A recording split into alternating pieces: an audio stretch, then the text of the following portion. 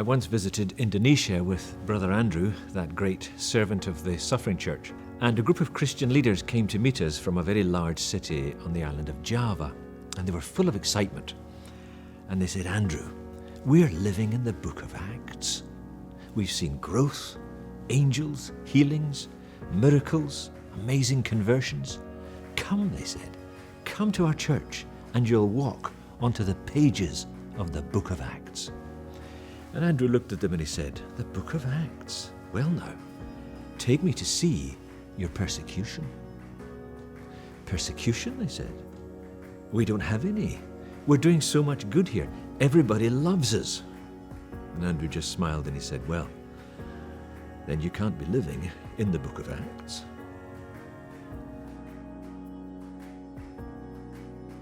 It's true, sure. In the book of Acts, we do have miracles. Yes, we have growth. Yes, we have conversions. But the strongest theme in the book is persecution. In the early chapters, the Spirit comes down. You get Pentecost. There's growth in Jerusalem. But it's not long before the leading apostles get a flogging. And after that, Stephen gets stoned to death. And after that, Paul starts persecuting. Peter gets jailed. And the church gets scattered by a great persecution.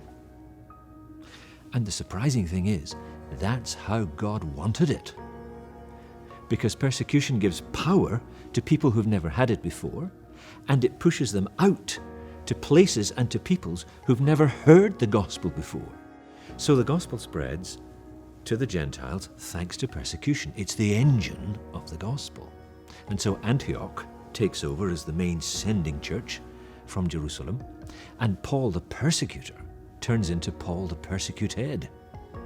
He gets a stoning in Lystra, he's attacked by a mob and he's jailed in Philippi, he's abused in Berea, he's nearly killed by a mob in Ephesus, he narrowly escapes a lynching in Jerusalem, and he spends the last third of the book as a prisoner, surviving an assassination plot and arriving in Rome under house arrest.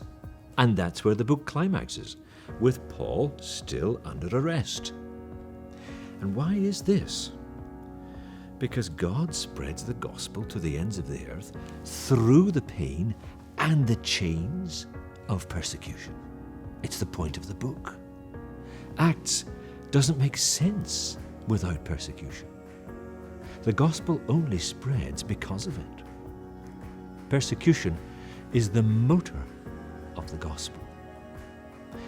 And that's God's way. And maybe, though it's a very unrealized truth today, maybe it's still his way. So let's go through the book of Acts and use these stories of the persecuted church to help us be challenged by the original beating heart of the book.